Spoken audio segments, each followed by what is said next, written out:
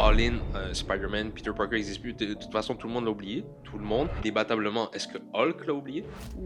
Bruce Banner a oublié Peter Parker, mais est-ce que Hulk l'a oublié? Sadie Sink, elle sera probablement Jean Grey. Et on m'a dit qu'il y avait une twist, il y avait une tournure très anti-mutant, loi.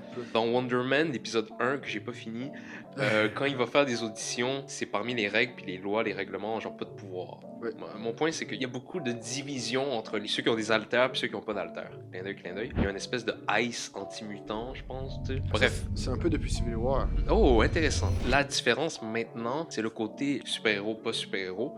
Mais là, je pense que ça va un petit peu plus loin parce que c'est comme là, on parle du citoyen moyen. Si moi j'ai des pouvoirs, est-ce que j'ai autant de chances que toi qui n'as pas de pouvoir, exemple, d'aller trouver une job? C'est avec ça qu'ils vont jouer. De toute façon, c'est confirmé que la prochaine saga de Marvel, ça va être les mutants. Après qu'ils fassent le reboot après Secret Wars, ça m'aurait pas étonné que Beast soit un des profs à l'école de Peter. Je trouve que ça aurait été une façon de une façon de l'introduire. Ok, un petit mutant ici, un petit mutant à gauche. Jean Grey. Je sais qu'il y a une séquence où Spider-Man se cogne sur un bus. Puis il y a une fille, elle a des cheveux bruns, elle a des cheveux blancs. C'est Rogue.